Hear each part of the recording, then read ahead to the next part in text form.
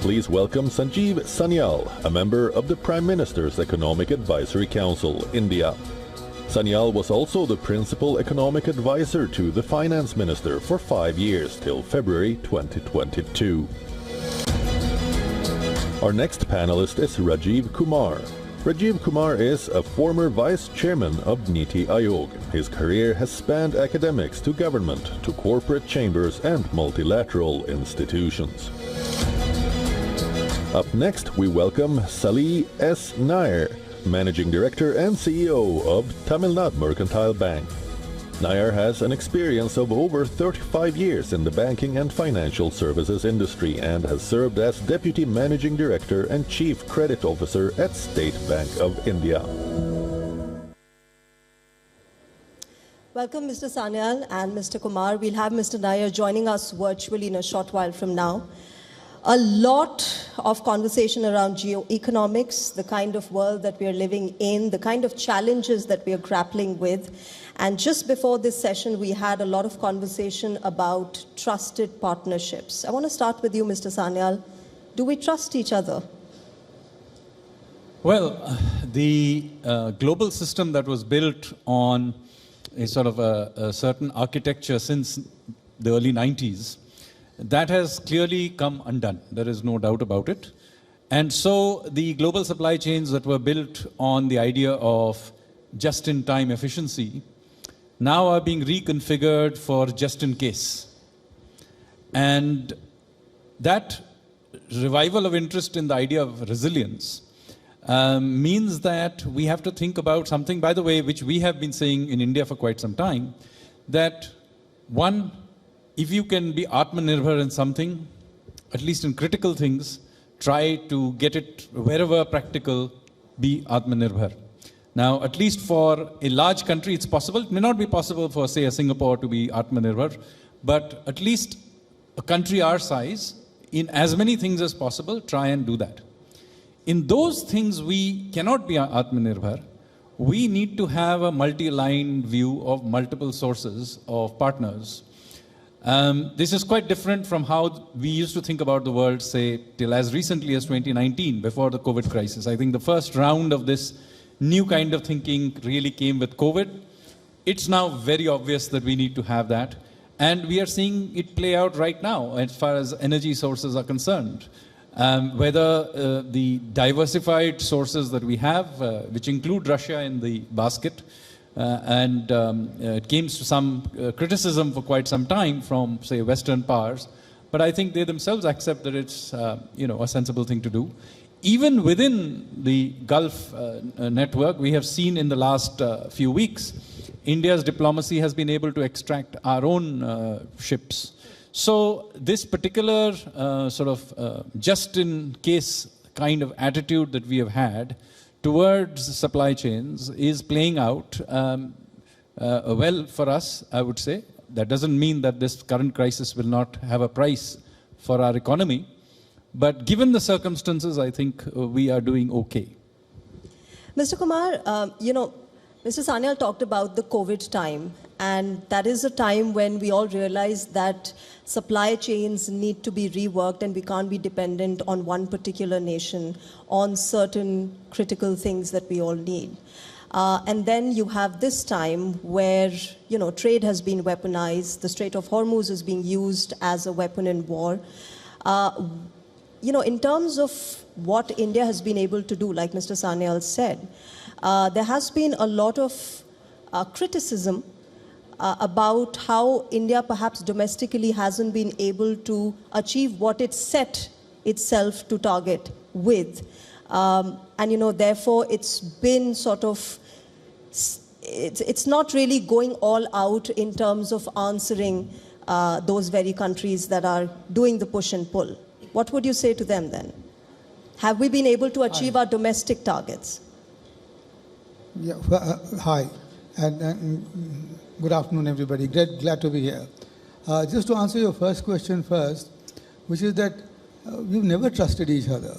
This is a mercantilist world, and trade is not about trust. Trade is about getting benefit from each other, and which is why you had organizations like the WTO, which said that, look, let's define some rules by which we can work together. So that's the, East India Company downwards, trust is not in the lexicon of world trade. So let's forget that. And let's not dwell on that further. So on the other one, about domestic targets, I'm not sure which one do you mean, because there's so many of them. And the fact is that, domestic targets, but let's confine ourselves to the trade target, because that's what is important. And I think we have set ourselves the target of, that we will be one day a current account surplus economy. We have not been that. And, and I'm not sure that we will be that. And the other one, for example, that we will, but that's not important as far as I'm concerned. But what is important is that we should now work towards improving our achievement of energy security. And that's possible. Because that's what 85% of fossil fuel being, imported, and our dependence on that has now shown up already.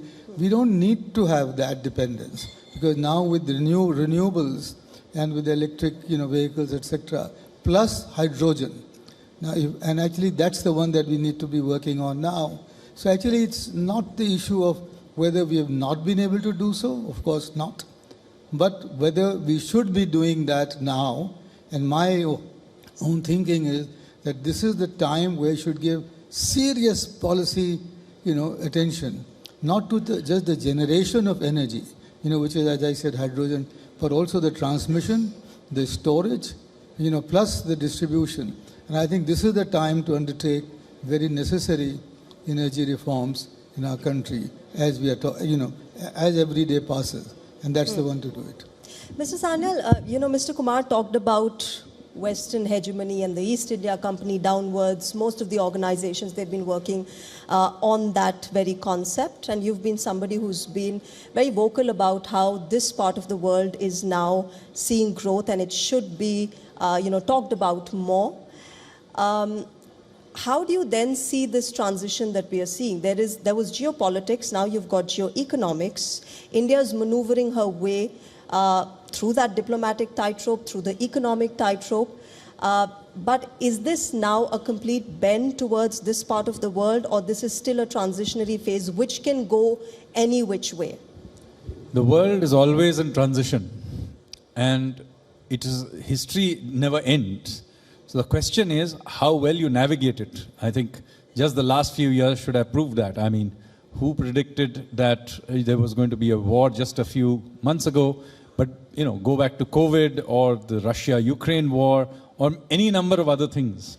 Meanwhile, there are also major technological shifts happening, not just artificial intelligence and genetics, but in multiple areas, all of which will have unintended consequences. So the purpose of good policy making is not so much the ability to predict how world will be in 20 years' time, but be able to invest in things that give you optionality. So let me give you one example, and then you will understand what I mean.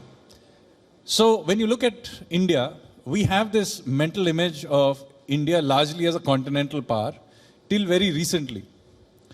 But think about it. We have one long border with Pakistan, with whom we don't trade. We have another long border with China, with whom we do trade, but not with the bits that we have borders with. Tibet is not the economic engine of China.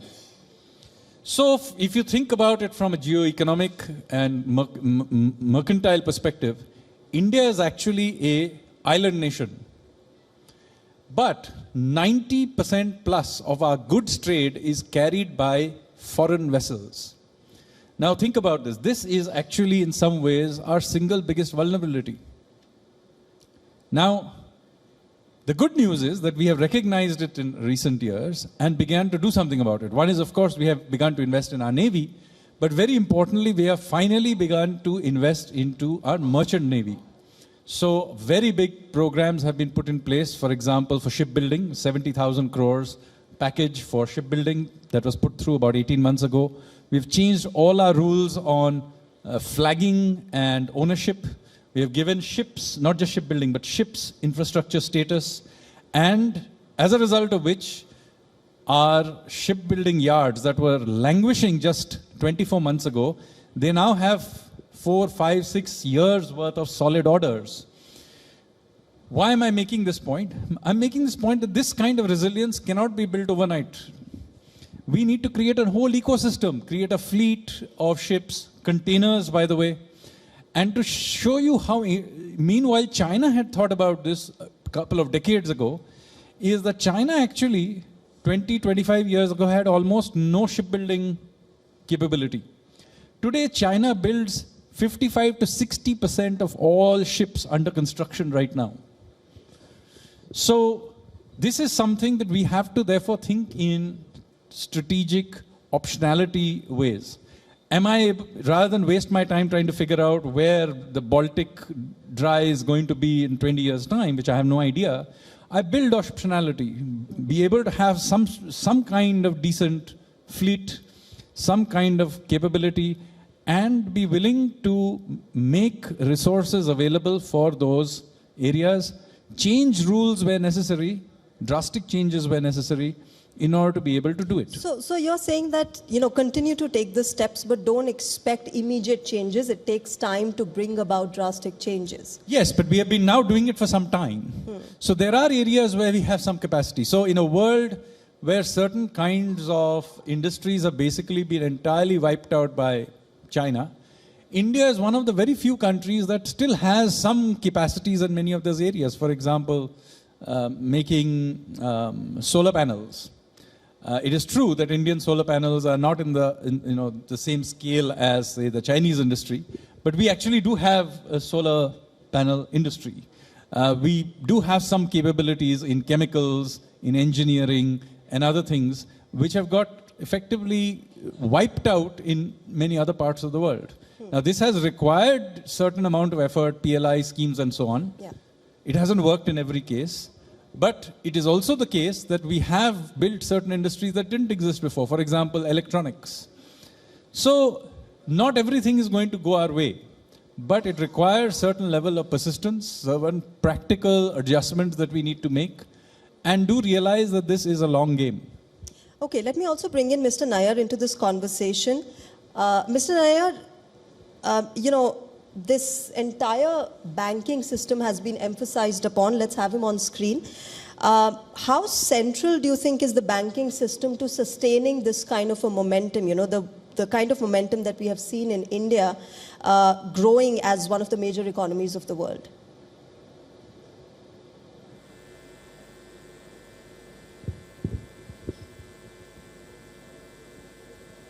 See, somebody has to finance the growth. And who can finance the growth? In this country, it is the banking system that will eventually have to rise up and finance the growth. Right? If you look at, if you step back and look at the history, I think typically the banking sector grows as per the nominal GDP growth. And if you are, the country has its own ambition of becoming a Vikasit Bharat by 2047. I think we are looking at something like a $30 trillion economy, and $18,000 to $20,000 per capita, and somebody has to take the bill. If the government cannot entirely do that, I think there's going to be a lot of investments happening in the infrastructure. Government driving the infrastructure lending, and there's a lot of activity that will happen in the manufacturing sector. By 2047, we are looking at the current the share of manufacturing sector in the GDP growth at 16%. We are looking at ramping it up to 25%. That's the ambition of the government. That is the ambition of the country. Somebody has to finance it, right? And that's where the banking system steps in.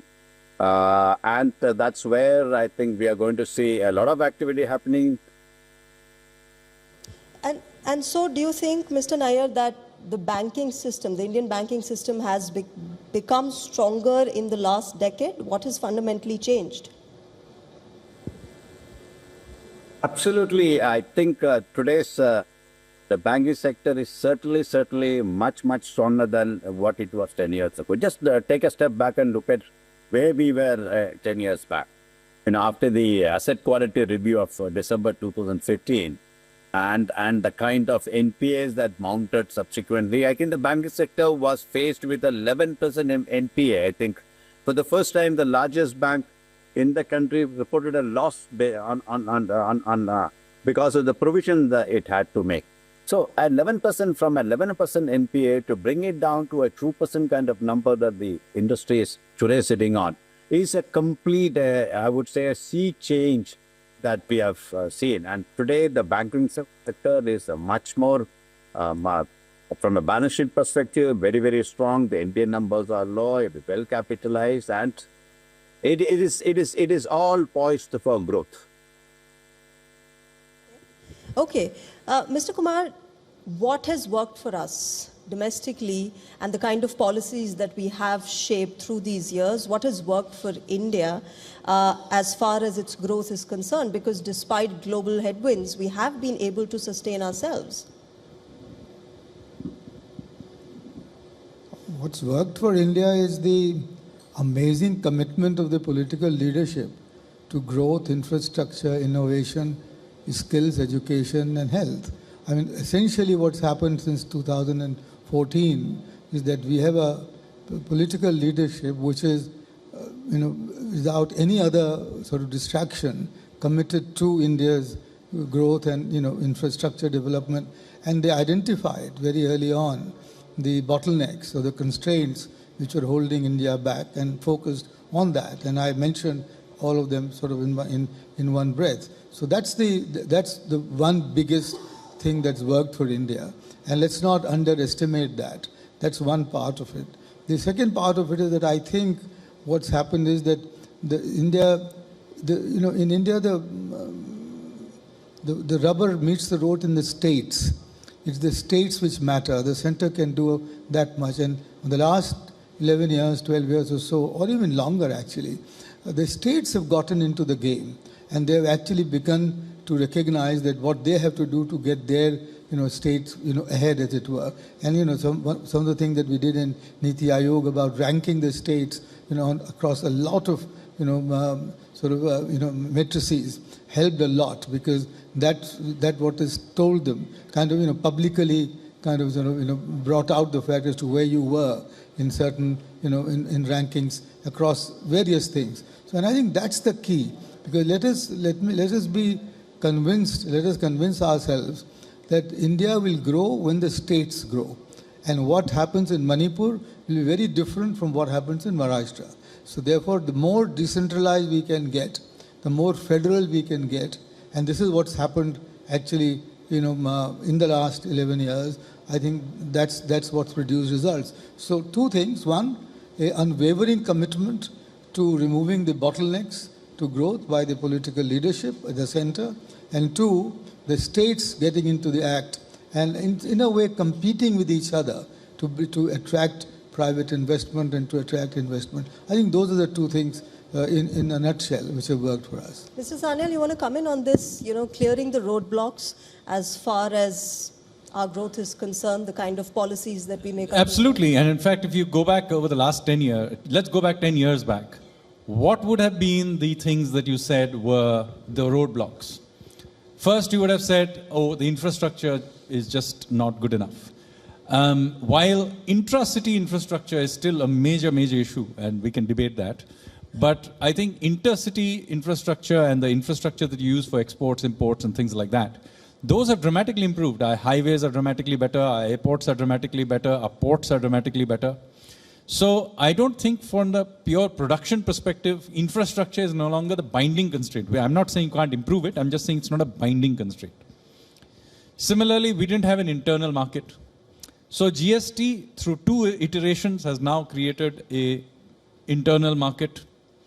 Third, we had a banking system, and we heard Mr. Nair earlier also talked about this, that our banking system was basically bust. We had the twin balance sheet problem. And we carried out this major cleanup, which, I was a participant in that process. And we have come to a place where our banking system is one of the cleaner ones and more robust ones in the world. Now, those are not trivial achievements. All the 3 major bottlenecks have been done. And this has been done while maintaining macroeconomic stability.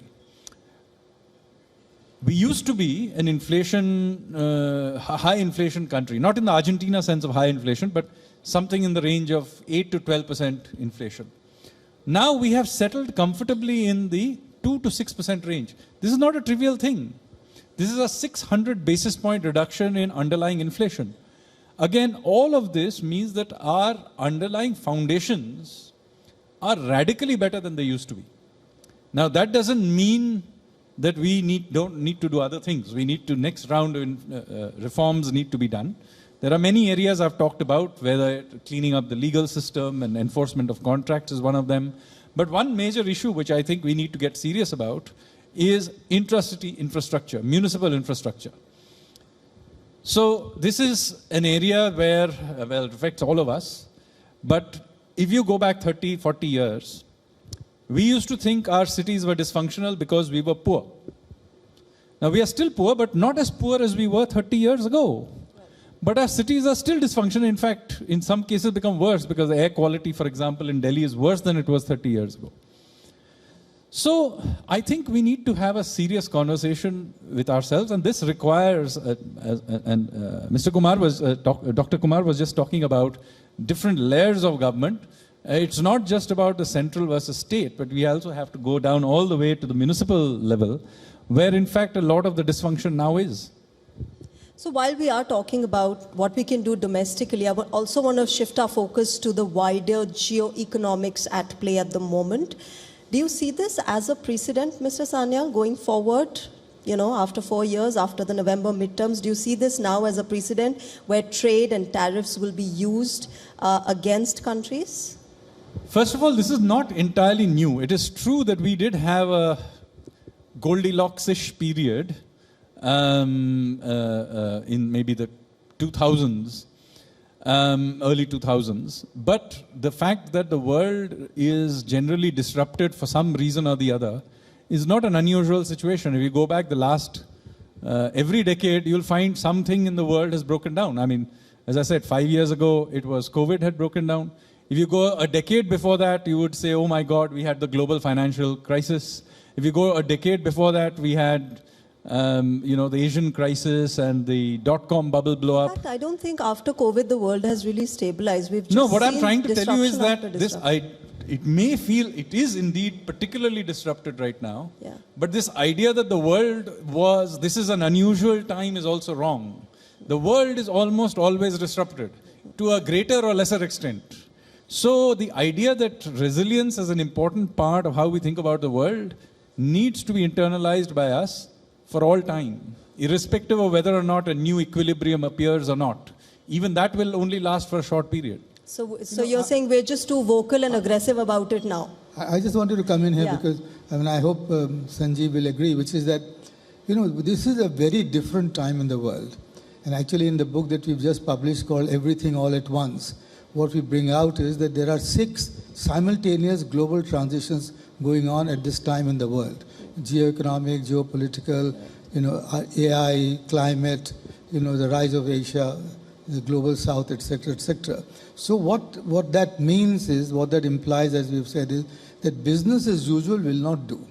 We've got to put our thinking caps on in our country and start thinking very differently, about how do we handle anything. And a small example of that would be, for example, the impact of AI on our productivity and on our jobs and our employment. So, I can go on. But, such a conjunction of transitions at the same time, which is happening. For example, the decline of Pax Americana. We hadn't seen it for the last 75 years. One of the things that we have come out there with in our book is that it's time, therefore, for countries like India and China and maybe the BRICS in together to work together to create a new world economic order which rejects the post-Second World War order that had been created, because that's just become dysfunctional and, if I may say, useless. That's what you need to do. What is the new world order, sir? I don't keep know. using this phrase. I don't know, but what the new world order, for example, would be one which, Indo-Pacific will become far more important than transatlantic. And that's clear. Yeah. Indo-Pacific, including Africa, would be the rising powers, would be contributing more to global growth, etc. So therefore, they should have a greater role, greater play. Now, this is what we need to think through. And this is why we need to change, whatever we have done in the past, is saying that simply won't do. Now, the new world order will be shaped by, as I said, countries like India and China and other members of the BRICS. Can we play a role in that? We are going to be the chairman of the BRICS, in this year. I think this is a time for us to think differently, both to handle the short-term immediate issues, but also to think longer term, because the world is changing and very rapidly, and as I said, almost many things at the same time. Aside from this, Mr. Sanyal, we were talking about political leadership, and there has been so much that is being said since this entire tariff war started, the tariff pressure started. There is a lot that is said on social media. Since you're privy to the conversations, the Prime Minister's office, do they influence at all the decisions, the conversations that happen around trade or geoeconomics? Or it's just the kind of aggression and narratives that we see online? Do they translate into decision making at all? Of course they do. I mean, in the end, advisors like myself or the civil service, etc., they can come up with trade-offs. Remember, there's no ideal set of policies. They are basically various trade-offs you're making. And there is no way you can see how the future will be. And Dr. Kumar also says, he also doesn't know. So here, the point is, what are the trade-offs you made? Are they resilient and robust enough to random shocks? How much flexibility you have kept there? And so on. So this is, in that environment, ultimately it is the political leadership that takes these calls. And when things go wrong, they are the people who take the hit as well. So you cannot think of the world as some sort of a technocratic problem that needs to be solved. Ultimately, the political leadership is the one that has to take the responsibility. And so their opinions have to matter. Ultimately, it is they who take the decision. And so before I wrap up, I want to ask both of you how you see this moving forward. India's growth in the kind of instability that we are grappling with. There is West Asia that is completely unstable once again. There is the Russia-Ukraine war. There is, multiple tariff pressures that we are trying to make our way through. We've got multiple FTAs with several countries and good ones, the mother of all deals at that with the EU.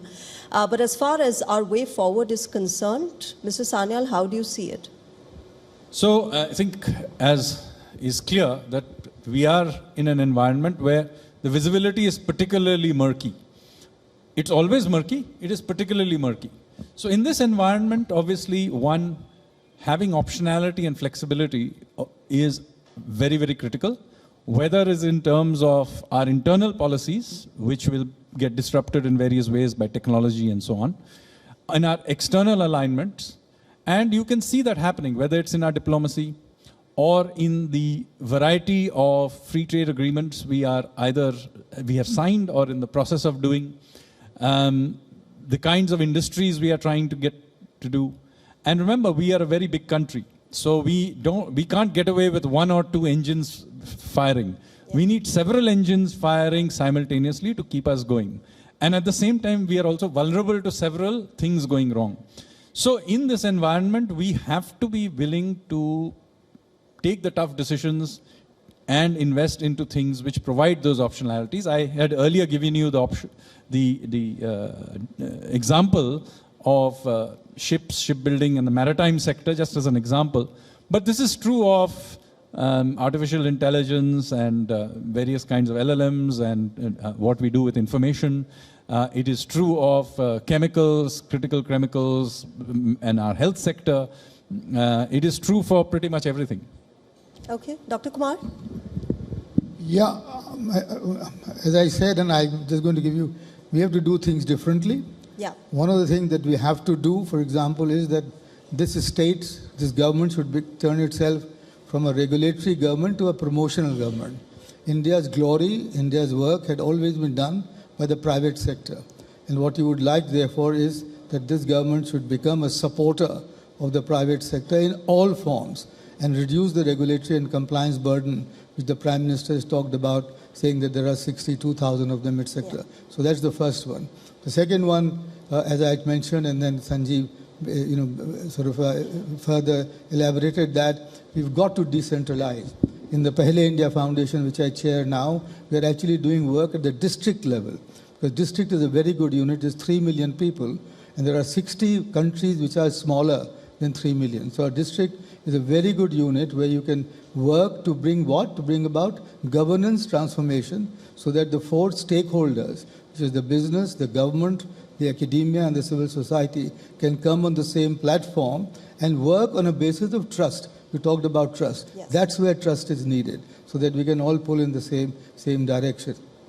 The third thing that I must emphasize is that India, and Jaishankar has said this, the best foreign policy for India is to focus on domestic growth. And for that, I was going to say, FTAs are not the answer. Probably a good, by the way, the past history of our FTAs is that we haven't benefited from them. Let's hope that we will. The answer lies in raising the productivity of our workers, the enterprise, the entrepreneurial talent of our entrepreneurs, and to bring about innovation and bring about greater R&D. And finally, we have to recognize that we will be the only country in the world history which will have to grow and as well as take care of our environment at the same time. It cannot be sequenced. And we don't seem to recognize that as much as we should do, but I think it's a must. It's an existential issue for us. Those 4 things should be enough for any policy agenda for a while. All right, on that sense of optimism, I'm going to wrap this conversation up. Thank you so much to both of you gentlemen for these lovely insights. A huge round of applause, ladies and gentlemen, for Mr. Sanyal and Dr. Kumar. I now request CEO Z Media Corporation Limited, Mr. Raktim Das, to please present our token of appreciation and gratitude to Mr. Sanyal and Dr. Kumar.